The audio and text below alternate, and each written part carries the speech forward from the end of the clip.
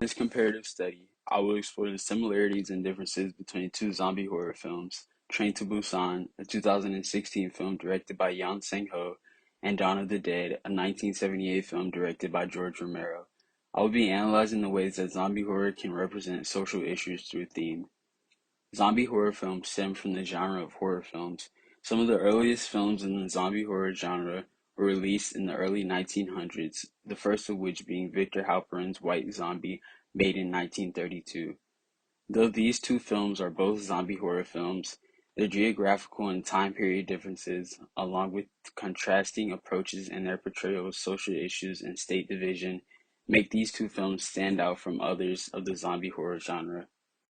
Dawn of the Dead is set in the late 1970s United States. During this time, the United States had high racial tensions running as the civil rights movement had ended only 10 years prior, and many people were still subjected to racism. Consumerism in the United States 70s was also high as many people regularly purchased material goods. Train to Busan is a modern film that reflects on the social and economic hierarchies of South Korea. It does this in a modern filmmaking lens in which director Yeon Sang-ho is able to show how different groups of people are treated due to their social standpoints in 21st century South Korea. Showed the consumerism and the racism of the United States in the 1970s. George Romero chooses to have the protagonists hold themselves at a mall where zombies are drawn. Having the protagonists and zombies alike gravitate towards the mall was a way that George Romero was able to utilize zombies as a metaphor for American capitalism. The fact that George Romero chooses to revolve the film around a mall is a key in his analogy of zombies to mindless American consumers. Also compares the racial and economic struggles of minorities in America to zombies. Henry Powell says, Romero uses certain scenes to argue that minorities at this time in America were relegated to poorer neighborhoods and because of capitalist ideologies such as individualism, personal accumulation of wealth, could not triumph over economic struggles. This could be seen as similar to the portrayal of classism and social ranking in South Korea expressed in Train to Busan. Yeon Sang-ho utilizes the immense death toll in the film to criticize the unforgiving Korean class system, which typically favors people of high class. It also creates a mix of socially different characters, all trapped on one train where working together is imminent for their survival. Still, many high-class characters choose not to work alongside the lower-class characters due to their social statuses. The film is also comparative to the Seoul ferry disaster, which occurred only 2 years prior to the release of the film, and the MERS outbreak in South Korea, only 1 year prior to the film's release. Both incidents were received with disdain from Koreans. Lower-class citizens died or were injured, while higher-class citizens remained safe in both incidents. Jack Buchanan says, "The conflict between characters is where the true drama lies, and where we can find damning statements about South Korea as it is now." Of the Dead, the zombies are portrayed as slow, mindless people who crave human flesh and are drawn to locations that they have strong connections to in their lives. This aspect of the plot scheme is coupled gracefully in the mise-en-scene of the film. Playing zombies donned a bluish-gray makeup that helped to accentuate the fact that the zombies were in fact undead. However, most zombie actors did not receive more treatment from the special effects team than that. Tom Savini has been cited to have made multiple zombies seem as they were recently killed, with some open wounds on zombies that would get significant screen time or be viewed in close-up shot types. Savani says, "Since the zombies were people recently killed, I tried to make them look like victims of car accidents, cancer patients, and so on." In Train to Busan, zombies are portrayed as mindless but are received as less human than the zombies in Dawn of the Dead. Zombies are faster and played to seem more monstrous than human.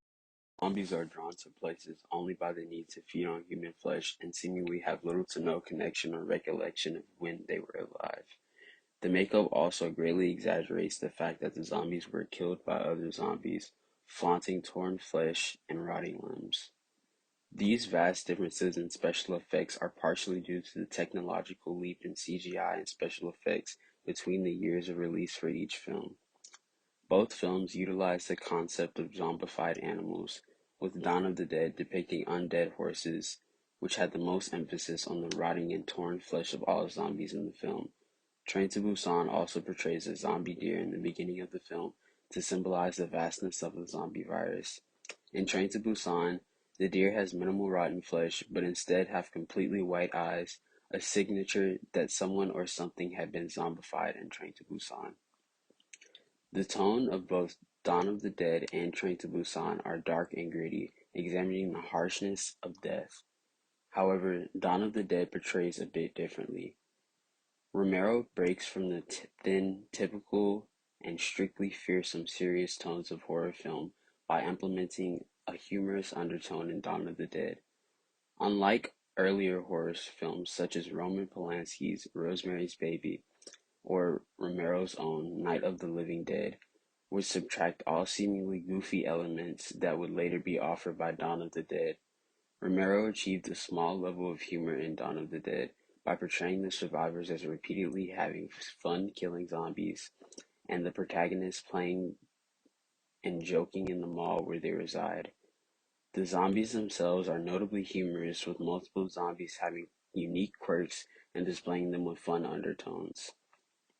Train to Busan, however, takes after horror films with strictly dark tones, with basically no humor throughout the entire film. The film instead focuses on the darkness of the situation that the protagonists find themselves in. This tone is highlighted in the color theory of the film as well. The dark blue hue throughout the film is credited to create a sense of powerlessness that the film protagonists feel in the film. Another aspect of zombie horror that we could apply to both films is the strong relationships built between characters. In many zombie horror films, protagonist characters band together for survival after meeting each other for the first time. Characters will likely develop deep relationships with each other. In Dawn of the Dead, the protagonists bond over their situation and become acclimated to each other of their individual properties. Two of the main characters even become enthralled with each other and build a relationship. The character development in the film is a key aspect of how it relates to other zombie horror films. As the death of the protagonist progresses, the deeper the audience is pulled into the story and the more the story progresses. Romero utilizes the different backgrounds of the protagonists to portray the reality of the United States in the late 1970s and portray a scenario where people of different backgrounds, including race and gender, fight together for a common goal. Similarly, in Train to Busan, the protagonists fight to survive and utilize each other in their fights. Train to Busan is a stellar example of how character development can be shown in a film to intensify the plot. In Train to Busan, most of the characters are killed, but the deaths offer meaningful insights of how the film will progress. Both Train to Busan and Dawn of the Dead portray characters' death as chronological standpoints in their plots. As a whole, the underlying themes of horror remain the same despite the differences in culture and era with these two films. However, there are multiple differences which stem from geographical and political aims that the films meant to portray and the messages of the films being portrayed using different film elements. The films are also heavily linked by similarities in the way that the characters are depicted and the context behind them. I would say that as a whole, zombie horror films between different eras and cultural climates share strong similarities because of this.